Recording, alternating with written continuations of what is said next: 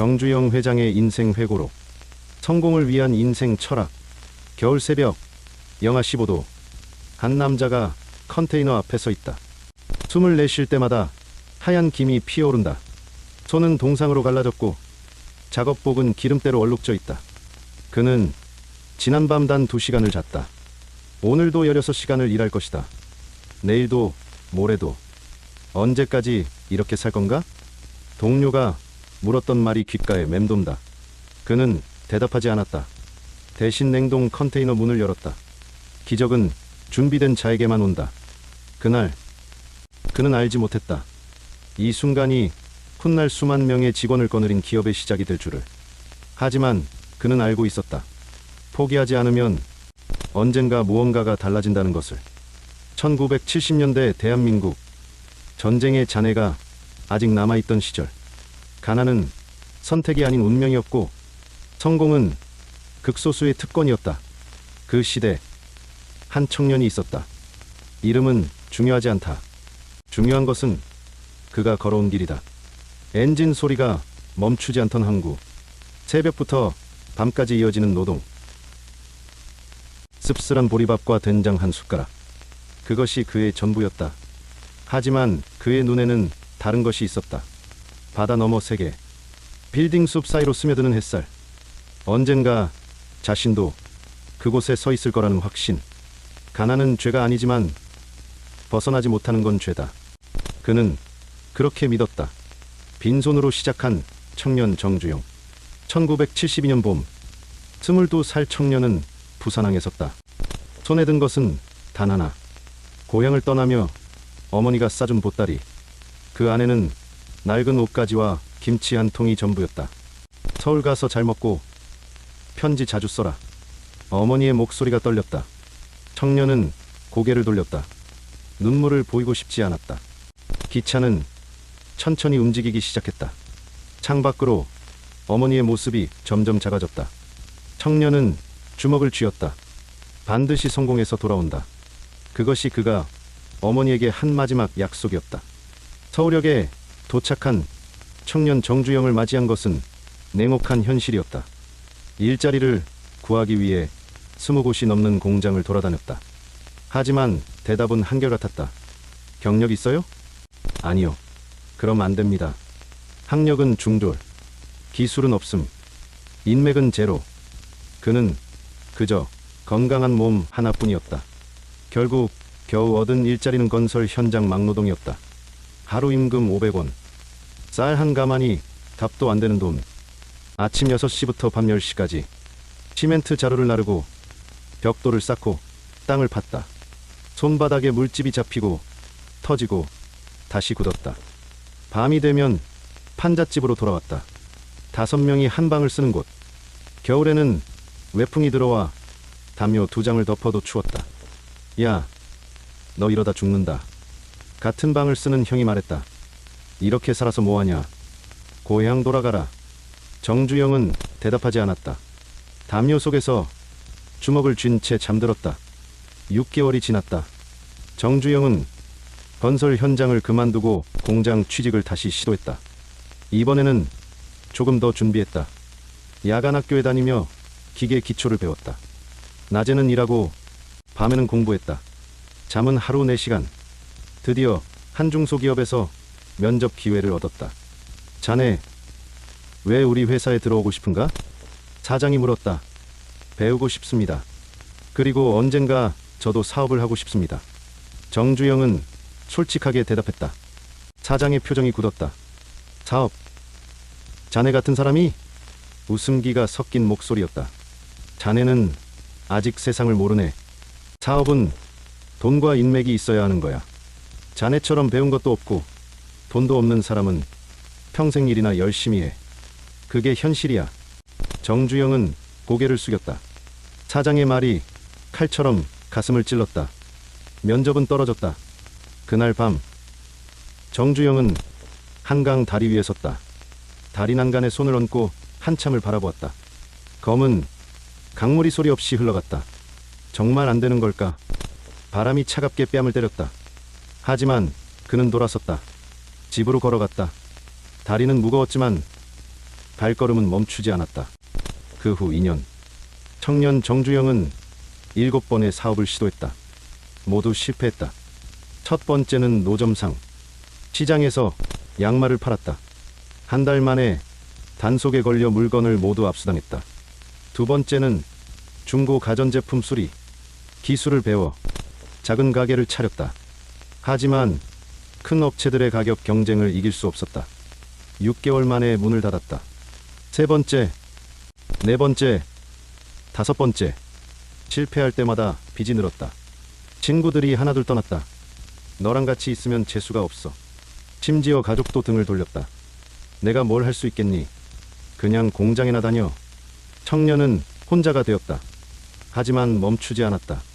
매번 실패할 때마다 그는 노트에 기록했다. 왜 실패했는가? 다음엔 무엇을 바꿀 것인가?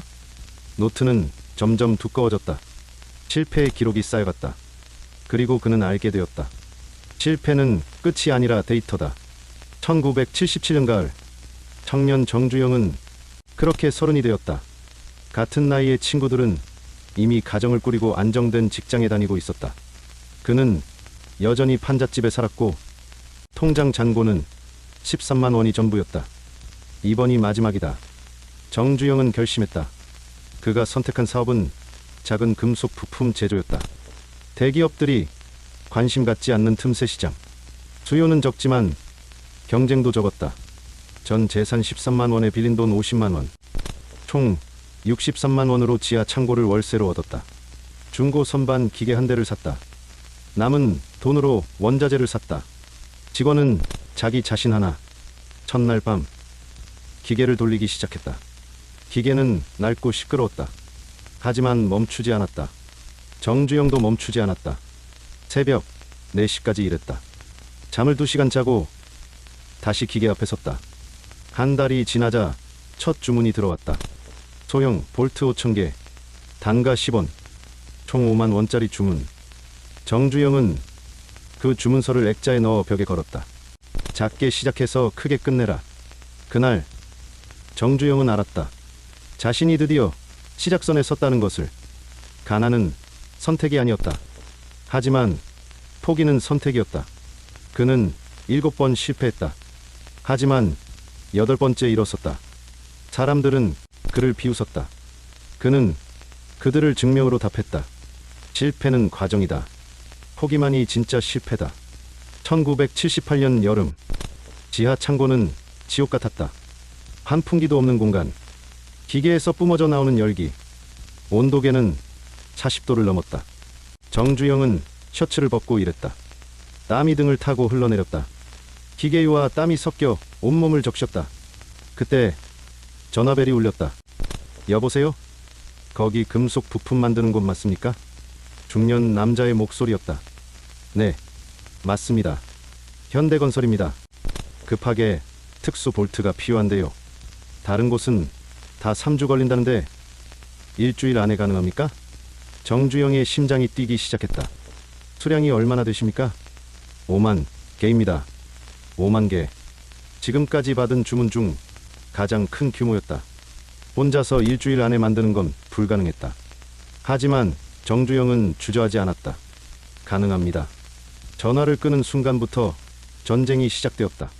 정주영은 즉시 계산했다. 일주일 168시간 5만 개를 만들려면 시간당 약 300개. 혼자서는 절대 불가능한 숫자. 그는 달렸다. 판자촌 친구들을 찾아갔다. 일주일만 도와줘. 품삯은 확실히 줄게. 미쳤어? 일주일 안에 5만 개를? 할 수 있어. 우리가 교대로 하면 돼. 결국 3명의 친구가 동의했다. 그날부터 지하 창고는 24시간 불이 꺼지지 않았다. 6시간씩 교대. 먹는 것도 간단히 라면과 김밥. 잠은 기계 옆에서. 사흘째 되던 날 기계가 멈췄다. 과열로 인한 고장. 이제 끝났다. 친구 하나가 주저앉았다. 하지만 정주영은 포기하지 않았다. 공구를 집어들고 기계를 뜯기 시작했다. 5시간. 밤새 기계를 수리했다. 새벽 4시 기계가 다시 돌아가기 시작했다. 다들 눈이 충혈되어 있었다. 손은 물집투성이. 하지만 아무도 포기하지 않았다. 마지막 볼트가 완성된 건 납품 3시간 전. 트럭을 빌려 직접 현장으로 달려갔다. 현대건설 현장 소장이 볼트를 하나씩 검수했다. 침묵. 소장이 고개를 끄덕였다. 합격입니다. 품질이 좋네요. 그리고 한마디를 덧붙였다. 다음에도 부탁할게요. 정주영은 그 자리에서 무릎이 풀렸다. 하지만 참았다. 트럭에 올라타서야 눈물이 흘러나왔다. 기회는 준비된 자에게 온다. 하지만 기회를 잡는 건 미친 듯이 달리는 자다. 현대건설 납품은 시작이었다. 소문은 빠르게 퍼졌다. 불가능한 납기를 맞춘 업체가 있다더라. 한 달 후 삼성물산에서 연락이 왔다. 석 달 후 LG전자에서 주문이 들어왔다. 지하 창고는 좁아졌다. 정주영은 공장을 이전했다. 직원도 고용했다. 처음에는 3명, 6개월 후 10명, 1년 후 30명. 매출은 기하급수적으로 늘었다. 첫 해 5천만 원, 이듬해 2억 원, 3년 후 10억 원. 하지만 정주영은 교만하지 않았다. 매일 새벽 4시에 일어나 공장에 첫 번째로 도착했다. 밤 11시에 마지막으로 공장을 나섰다. 직원들이 물었다. 사장님, 이제 좀 쉬시죠. 직원들이 다 하는데요. 청년은 고개를 저었다. 아직 멀었어. 이제 겨우 시작이야. 1982년 겨울. 청년. 아니 이제는 젊은 사업가가 된 그는 35세였다. 공장은 100명의 직원이 일하는 중견기업으로 성장했다. 그날도 평범한 하루였다. 하지만 오후 3시 은행에서 전화가 왔다. 사장님, 긴급히 만나 뵙고 싶습니다. 은행 지점장의 목소리는 딱딱했다. 사무실에서 만난 지점장은 서류를 내밀었다. 부도가 났습니다. 무슨 말씀이십니까? 귀사의 최대 거래처 A사가 오늘 오전 부도 처리됐습니다. 미수금 8억 원. 회수 불가능할 것으로 보입니다. 머리가 하얗게 변했다. 8억 원. 회사 운영자금의 70%. 직원급여 3개월치. 원자재 대금. 모든 게 한순간에 날아갔다. 그날 밤 사무실에 혼자 남았다. 창밖으로 공장의 불빛이 보였다. 아직 요 야간 근무자들이 일하고 있었다. 전화기를 내려다보았다. 부인에게 전화해야 했다. 부모님께도 직원들에게도. 하지만 손이 떨렸다. 이대로 포기할 것인가? 다시 그 질문이 돌아왔다. 10년 전 한강 다리에서 던졌던 그 질문. 그는 서랍을 열었다. 그 안에는 낡은 노트가 있었다. 10년 전 실패를 기록하던 그 노트. 마지막 페이지를 펼쳤다. 거기에는 자신의 필체로 적혀 있었다. 위기는 반드시 온다. 하지만 위기 때문에 멈춰서는 안 된다. 그는 노트를 덮었다. 그리고 메모지를 꺼내 적기 시작했다. 해결책. 개인 재산 담보 대출. 비상경영 체제 도입. 신규 거래처 확보. 3개월 내 정상화. 밤새 그는 계획을 세웠다. 다음 날 아침 그는 전 직원을 모았다. 어제 우리 회사에 큰 위기가 왔습니다. 직원들의 얼굴이 굳었다.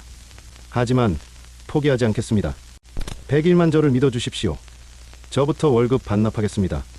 간부들도 30% 삭감합니다. 일반 직원은 그대로 받으십시오. 한 여직원이 손을 들었다. 사장님, 저희도 10%만 받겠습니다. 회사가 살아야 우리도 사니까요. 그 말에 다른 직원들도 동의했다. 그날부터 100일 전쟁이 시작되었다. 새벽 5시 출근, 밤 12시 퇴근, 토요일, 일요일 없이 그는 직접 영업을 뛰었다. 하루 평균 15곳의 기업을 방문했다. 거절당하는 건 일상이었다. 죄송합니다. 저희는 기존 거래처가 다음 기회에. 하지만 멈추지 않았다. 50번째 방문. 작은 전자부품 회사. 사장이 물었다. 왜 이렇게까지 하십니까? 100명의 직원이 저를 믿고 있습니다. 저는 그들을 배신할 수 없습니다. 침묵. 사장이 명함을 꺼냈다.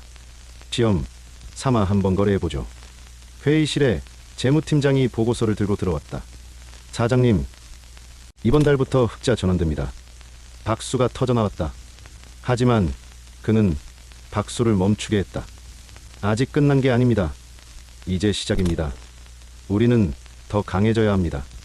위기는 약한 자를 죽이지만 강한 자를 더 강하게 만든다. 성공은 준비와 실행 사이에서 탄생한다.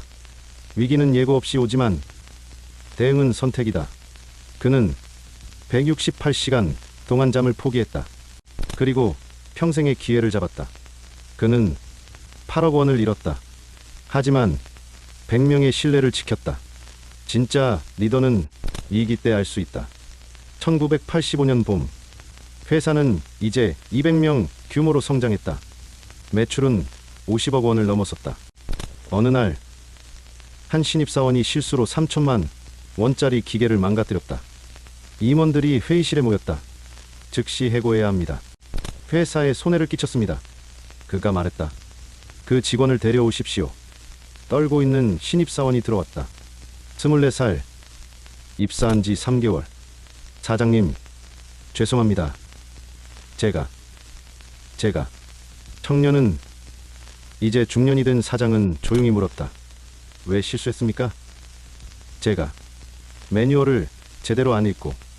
그럼 이제 매뉴얼을 다 읽었습니까? 네. 어제 밤새 다시는 같은 실수하지 않겠습니까? 절대 안 합니다. 사장이 일어섰다. 좋습니다. 내일부터 출근하십시오. 임원들이 놀란 표정을 지었다. 사장이 설명했다. 3천만 원짜리 교육비를 이미 냈는데 그걸 해고하면 그 돈이 날아가는 겁니다. 이제 그는 절대 같은 실수를 안 할 겁니다. 더 좋은 직원이 될 겁니다. 그리고 신입사원에게 말했다. 하지만 명심하십시오. 회사는 당신에게 두 번째 기회를 줬습니다. 이제 당신이 회사에 그만한 가치를 증명할 차례입니다. 신입사원은 눈물을 흘리며 고개를 숙였다. 10년 후 그 신입사원은 기술이사가 되어 있었다. 회사의 핵심 특허 7개를 개발한 인재. 사람을 키우는 데는 비용이 든다. 하지만 사람을 버리는 데는 미래가 든다. 사장은 아침마다 공장을 순회했다. 어느 날 생산 라인에서 한 작업자가 불량품을 발견하고 고민하고 있었다. 다음 공정으로 넘겨야 하는데 뭔가 이상했다. 사장이 물었다. 무엇 때문에 고민합니까? 이 부품이 기준에는 맞는데 뭔가 이상합니다. 어떻게 이상한데요? 제 손에 느껴지는 게 평소와 다릅니다. 사장은 부품을 받아 살펴보았다. 육안으로는 문제가 없었다. 정밀 검사해 보십시오. 검사 결과 내부에 미세한 균열이 있었다. 그대로 출하했다면 큰 사고로 이어질 수 있었다. 사장은 전 직원 회의를 소집했다. 오늘 한 작업자가 회사를 살렸습니다. 그는 매뉴얼만 보지 않았습니다. 자신의 손과 경험을 믿었습니다. 그리고 선언했다. 오늘부터 새로운 원칙을 만듭니다. 누구든 이상하다고 느끼면 라인을 멈출 수 있습니다. 책임은 제가 집니다. 임원 하나가 반대했다. 그럼 생산성이 떨어집니다. 사장이 대답했다. 불량품 하나가 회사 명성을 죽입니다. 생산성보다 품질입니다. 그 원칙은 회사의 DNA가 되었다. 10년 후 그 회사의 불량률은 0.001%. 업계 최고 수준이었다. 완벽은 목표가 아니라 습관이다.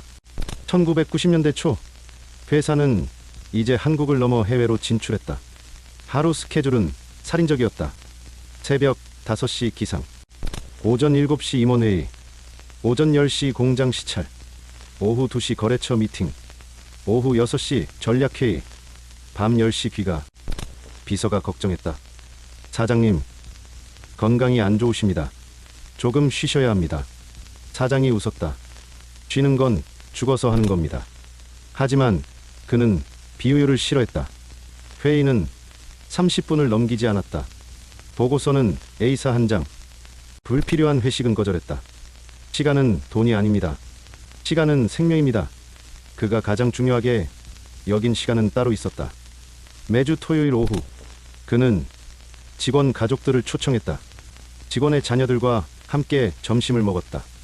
아이들의 꿈을 들었다. 아저씨, 저 나중에 과학자가 되고 싶어요. 그래? 그럼 열심히 공부해야겠구나.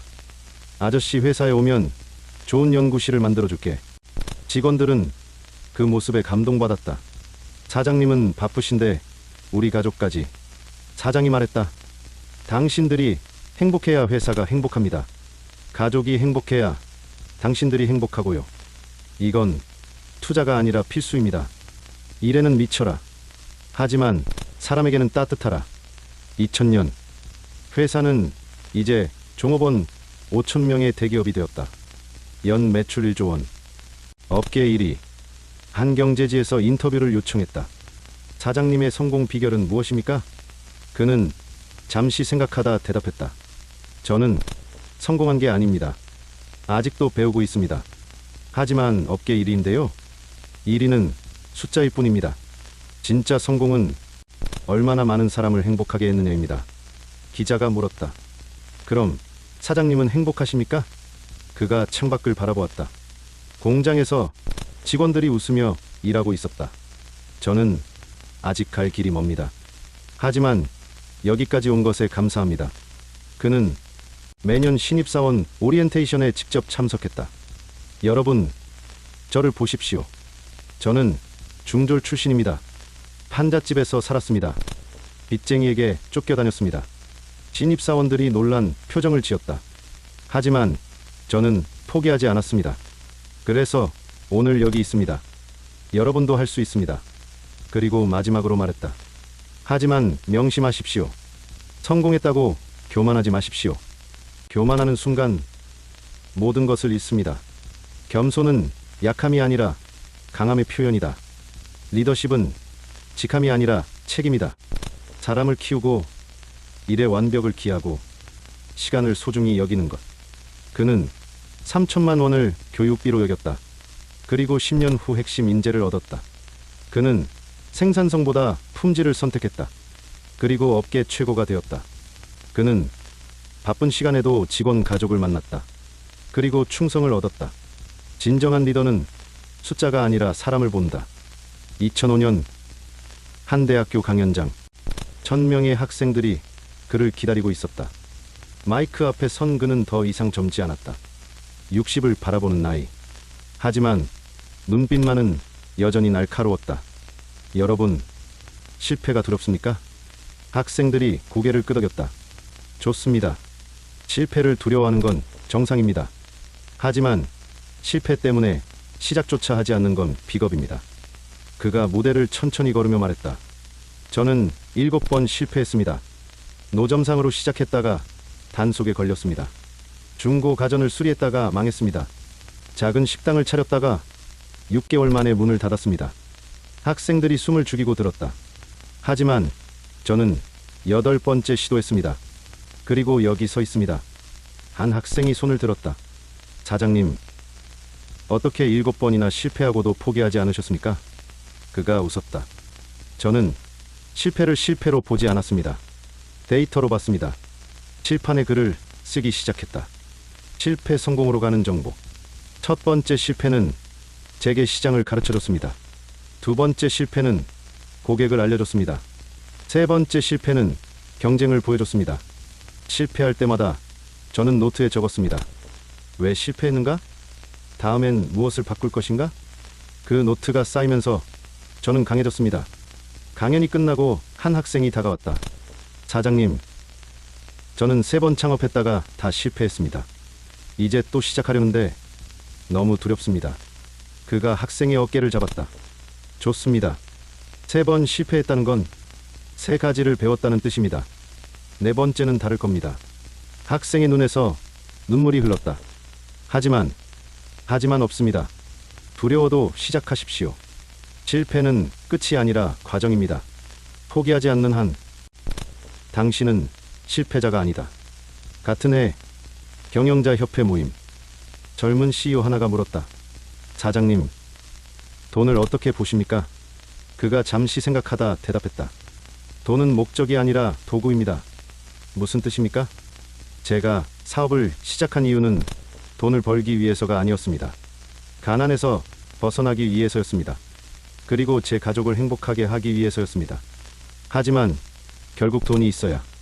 맞습니다. 돈은 필요합니다. 하지만 돈이 전부가 되면 당신은 돈의 노예가 됩니다. 그가 창밖을 바라보았다. 저는 부자입니다. 하지만 아직도 새벽 5시에 일어납니다. 고급 차를 살 수 있지만 10년 된 차를 탑니다. 미슐랭 레스토랑보다 직원 식당을 선호합니다. 왜 그러십니까? 돈에 지배당하지 않기 위해서입니다. 돈은 제가 쓰는 것이지 돈이 저를 쓰게 하지 않습니다. 그가 지갑을 꺼냈다. 낡고 해진 지갑. 이 지갑을 30년 넘게 썼습니다. 누가 새 지갑을 선물했지만 거절했습니다. 왜입니까? 이 지갑이 제게 가르쳐주기 때문입니다. 제가 어디서 왔는지, 얼마나 힘들게 여기까지 왔는지. 젊은 CEO가 물었다. 그럼 돈을 어떻게 써야 합니까? 그가 대답했다. 3가지입니다. 첫째, 사람에게 투자하십시오. 둘째, 미래에 투자하십시오. 셋째, 사회에 환원하십시오. 그럼 자신에게는요? 자신에게 쓰는 돈은 필요한 만큼만. 과시하기 위한 소비는 허용입니다. 돈은 쌓으라고 있는 게 아니라 흐르라고 있는 것이다. 2008년 금융위기, 많은 기업들이 무너지고 있었다. 하지만 그의 회사는 견뎠다. 기자가 물었다. 어떻게 위기를 이겨냈습니까? 사람 덕분입니다. 무슨 뜻입니까? 저는 30년 동안 사람을 함부로 대하지 않았습니다. 직원을, 거래처를, 심지어 경쟁자도. 경쟁자까지요? 네. 경쟁자는 적이 아니라 동반자입니다. 우리는 같은 시장에서 서로를 발전시킵니다. 한 일화가 있다. 1990년대 중반, 한 경쟁사가 부도 위기에 처했다. 임원들이 제안했다. 사장님, 지금이 기회입니다. 저 회사를 인수하면 시장 점유율이 2배가 됩니다. 그가 고개를 저었다. 아닙니다. 저 회사를 도울 겁니다. 네. 경쟁사를요? 우리가 원자재를 공동 구매하면 그들도 살고 우리도 이익입니다. 임원들이 반대했다. 하지만 그럼 경쟁사가 더 강해집니다. 좋습니다. 강한 경쟁자가 있어야 우리도 더 강해집니다. 10년 후 금융위기 때 그때 도왔던 경쟁사 사장이 찾아왔다. 10년 전 은혜를 잊지 않았습니다. 저희가 개발한 신기술을 공유하겠습니다. 그 기술 덕분에 회사는 위기를 넘겼다. 선행은 사라지지 않는다. 때가 되면 돌아온다.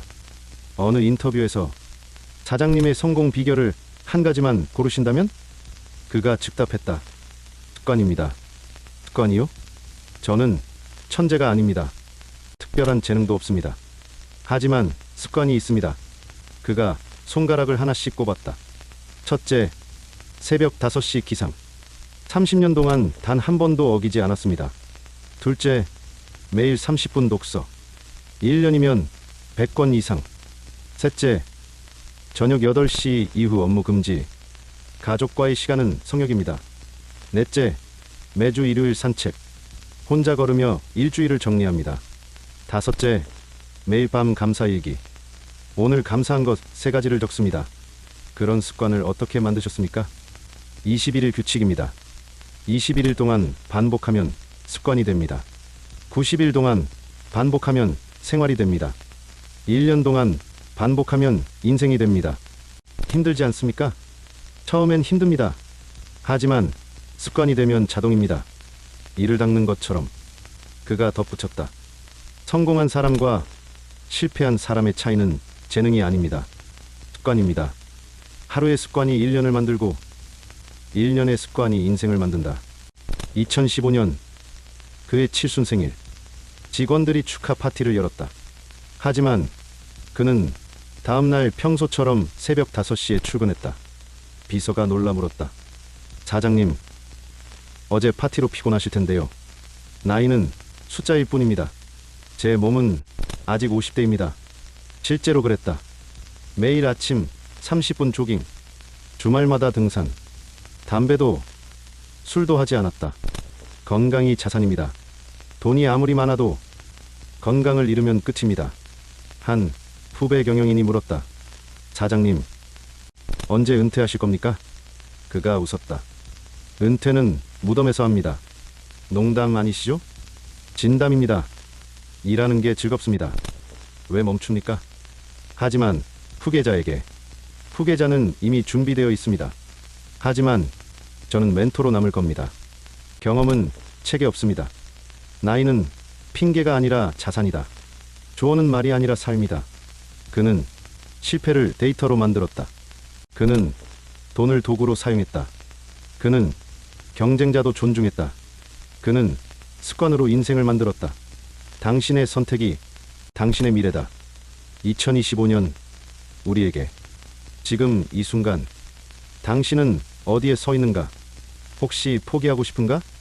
꿈이 너무 멀게 느껴지는가? 실패가 두려운가? 그렇다면 그의 이야기를 기억하라. 그는 특별하지 않았다. 중졸 학력, 판잣집 출신, 빈손으로 시작. 하지만 그는 멈추지 않았다. 7번 넘어졌다. 8번 일어섰다. 8억 원을 잃었다. 100일 만에 되찾았다. 그는 불가능을 가능으로 바꿨다. 어떻게? 당신이 할 수 있는 것들. 첫째, 오늘 시작하라. 내일부터 할게. 가장 위험한 말이다. 내일은 오지 않는다. 오늘만 있을 뿐이다. 작아도 좋다. 서툴러도 좋다. 오늘 시작하라. 그가 지하 창고에서 시작했을 때 누구도 그를 믿지 않았다. 하지만 그는 시작했다. 둘째, 실패를 두려워 말라. 실패는 끝이 아니다. 과정이다. 토마스 에디슨은 10,000번 실패했다. 하지만 10,000번 배웠다. 당신도 그럴 수 있다. 실패할 때마다 노트에 적어라. 왜 실패했는가? 다음엔 무엇을 바꿀 것인가? 그 노트가 당신의 나침반이 될 것이다. 셋째, 습관을 만들어라. 성공은 하루아침에 오지 않는다. 매일의 작은 습관이 쌓여온다. 오늘부터 시작하라. 새벽 30분 일찍 일어나기. 매일 책 10페이지 읽기. 하루 한 가지 배우기. 밤에 감사 일기 쓰기. 21일이면 습관이 된다. 1년이면 인생이 바뀐다. 넷째, 사람을 소중히 하라. 성공은 혼자 하는 게 아니다. 그가 168시간의 전쟁을 이긴 건 3명의 친구 덕분이었다. 그가 8억 원 위기를 넘긴 건 100명의 직원 덕분이었다. 당신 주변을 보라. 가족, 친구, 동료. 그들이 당신의 자산이다. 함부로 대하지 마라. 감사하라. 존중하라. 다섯째, 위기를 기회로 만들어라. 인생에서 위기는 반드시 온다. 직장을 잃을 수도 있다. 사업이 망할 수도 있다. 건강을 잃을 수도 있다. 하지만 그게 끝은 아니다. 그는 8억 원을 잃었다. 하지만 100일 만에 회복했다. 그리고 더 강해졌다. 위기는 약한 자를 죽인다. 하지만 강한 자를 더 강하게 만든다. 당신은 어느 쪽인가? 이제 당신에게 묻는다. 1년 후 당신은 어디에 있고 싶은가? 같은 자리인가? 아니면 한 걸음 앞인가? 10년 후 당신은 무엇을 하고 있을 것인가? 지금과 똑같은 일인가? 아니면 꿈꾸던 그것인가? 인생이 끝날 때 당신은 무엇을 남기고 싶은가? 돈인가? 명예인가? 아니면 사람들의 기억인가? 지금 이 순간 당신은 선택해야 한다. 포기할 것인가? 아니면 한 번 더 도전할 것인가? 쉬운 길을 갈 것인가? 아니면 어려워도 옳은 길을 갈 것인가? 변명을 만들 것인가? 아니면 변화를 만들 것인가? 인생은 선택의 연속입니다. 매 순간 당신은 선택합니다. 그 선택이 당신의 미래를 만듭니다. 오늘의 선택이 10년 후의 당신을 결정한다. 당신은 무엇을 선택할 것인가? 포기인가? 도전인가? 변명인가? 변화인가? 두려움인가? 용기인가? 선택은 당신의 것이다. 하지만 결과도 당신의 것이다. 50년 전 그가 판잣집에서 보던 그 해, 오늘도 여전히 뜬다. 하지만 그는 더 이상 그때의 청년이 아니다. 종업원 10,000명의 기업, 연 매출 5조 원, 세계 시장 점유율 1위. 하지만 그게 전부가 아니다. 수천 명의 직원 가족들, 그들의 웃음, 그들의 꿈, 그들의 미래. 그것이 그의 진짜 자산이다. 그는 책상 서랍을 연다. 그 안에는 낡은 노트가 있다. 50년 전 실패를 기록하던 그 노트. 첫 페이지를 펼친다. 거기에는 젊은 날의 필체로 적혀 있다. 나는 반드시 성공한다. 그가 미소 짓는다. 펜을 꺼내 마지막 페이지에 적는다. 나는 성공했다. 하지만 여정은 끝나지 않았다. 직원들이 웃으며 일한다. 기계들이 리듬을 맞춘다. 새로운 제품들이 라인에서 나온다. 그의 목소리가 들린다. 성공은 목적지가 아닙니다. 여정입니다. 제가 여기까지 온 건 포기하지 않았기 때문입니다. 당신도 할 수 있습니다. 믿으십시오. 시작하십시오. 그리고 절대 멈추지 마십시오. 그의 발자국은 아직도 젖어 있다. 당신의 발자국은 어디에 남을 것인가?